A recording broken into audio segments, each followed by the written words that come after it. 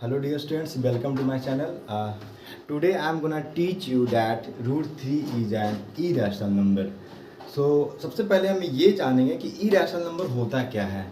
तो वैसा नंबर जिसका ना ही हम परफेक्ट स्क्वायर निकाल सकते हैं ना ही परफेक्ट क्यूब निकाल सकते हैं, उन सारे नंबर को बोलते हैं irrational नंबर। जैसे रूट 3 या फिर रूट 5 या फिर रूट 7 या फिर रूट 8, ये ऐसा नंबर है जिसका हम परफेक्ट स्क्वायर नहीं निकाल सकते हैं, या कोई ऐसा नंबर जिसका ना ही हम परफेक्ट क्यूब निकाल सकते हैं। तो उन सारे नंबर में से एक नंबर है रूट 3 नंबर।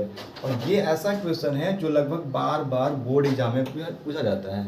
तो हम आज प्रूव कर रहे हैं कि रूट 3 एक इरैशनल नंबर है। तो इरैशनल नंबर प्रूव करने के लिए हम इसे सपोज कर लेते हैं। लेट assume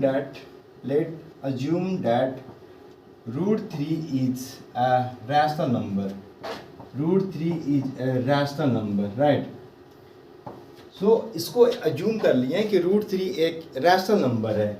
अगर ये रैशनल नंबर है तो किसी भी रैशनल नंबर को हम p/q के फॉर्म में लिख सकते हैं। मतलब कि रूट 3 को भी हम p/q के फॉर्म में लिख सकते हैं। Root 3 = p/q। अब यहाँ पे p और q है क्या, मेन समझने वाली बात यहाँ पे है p और q। तो p और q हमारा होता है या तो इंटीजर्स या फिर कोप्राइम। अब ये कोप्राइम नंबर होता क्या है, तो वैसा नंबर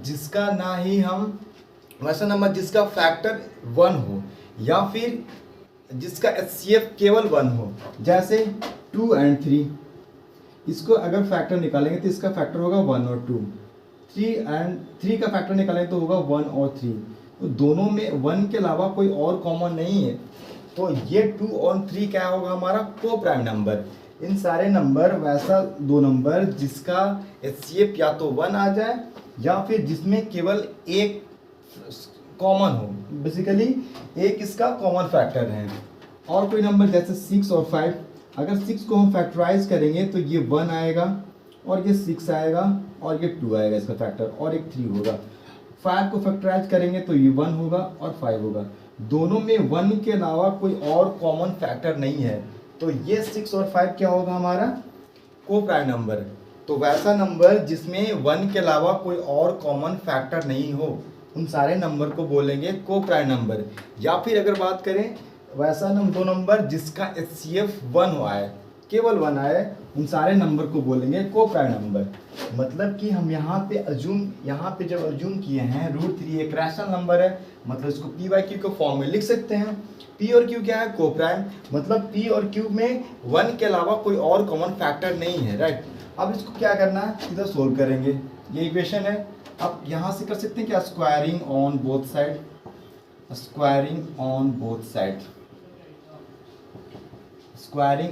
साइड। अगर दोनों तरफ स्क्वायर कर दें, मतलब कि रूट 3 का स्क्वायर इक्वल टू p/q का square, right.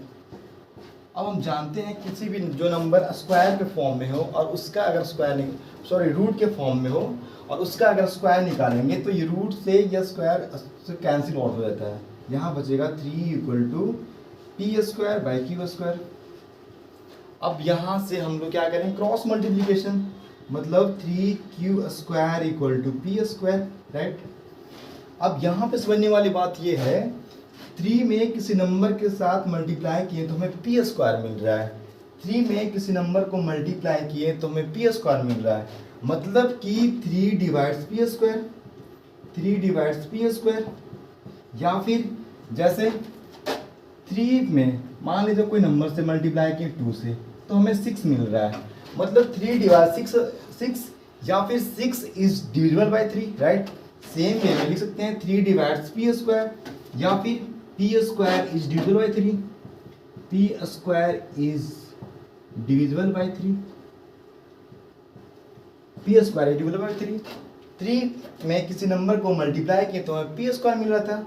That means 3 divides p² या फिर p² डिविजिबल बाय 3। जैसे यहाँ पे कोई नंबर 4 है, 4 में किसी नंबर को से मल्टीप्लाई किए तो हमें 12 मिल रहा है।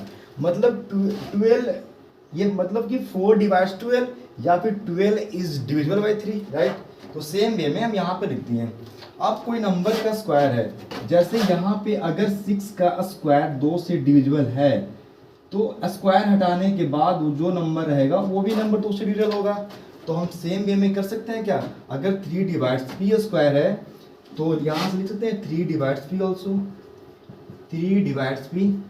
जैसे यहाँ पे कर दें कि 10 मान लीजिए कि 10 कोई नंबर है, इसका अगर स्क्वायर 2 से डिविजिबल है तो नंबर स्क्वायर हटाने के बाद 10 बचेगा सिर्फ, तो ये 10 भी 2 से डिविजिबल होगा।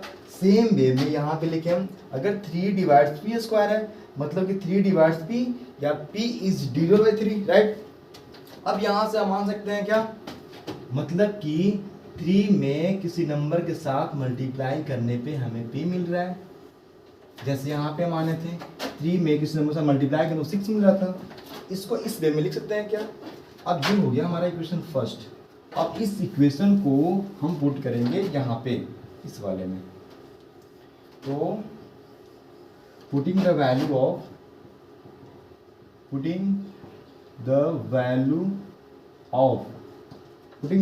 Of equation first in this equation, इसको मानते हैं इन इक्वेशन ए। जो तो p इक्वल टू में 3 से मिल गया, तो जहाँ पे p है वो 3 से रिप्लेस करेंगे।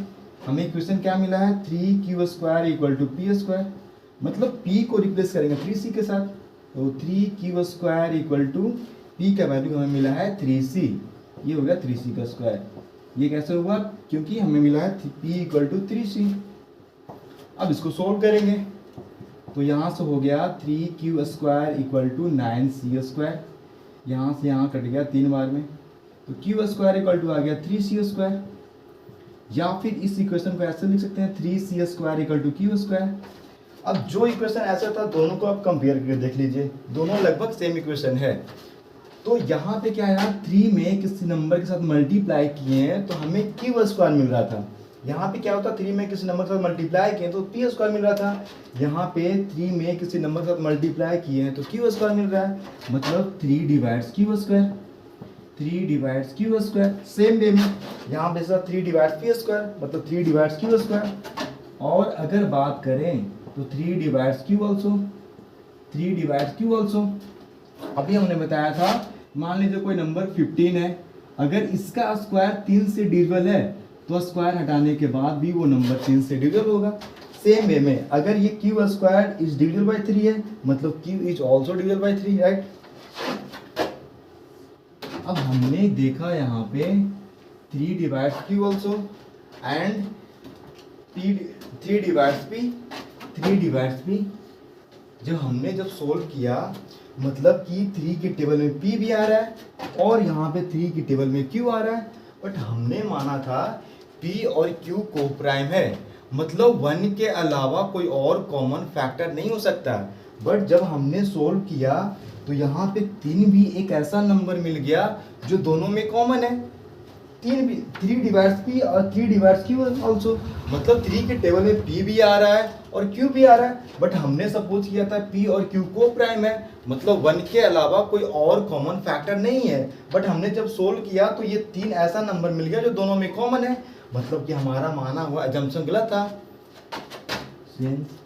मतलब आवर, यहाँ से लिखेंगे 3 इज ऑल्सो कॉमन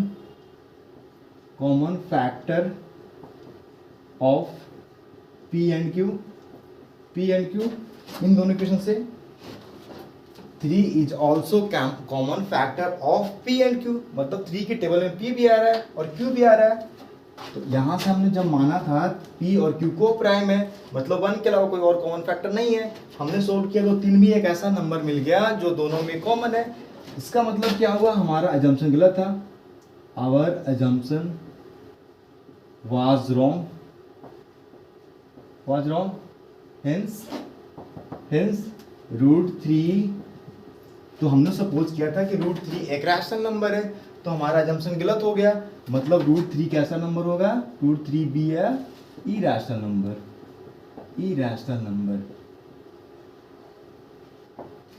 राइट। अब सेम वे में √3, √5, √7, √11 को सेम वे में आप प्रूव कर सकते हैं। So if you have any difficulties then let me know in the comment box. Thank you for watching my video. Please don't forget to subscribe my channel. Thank you so much.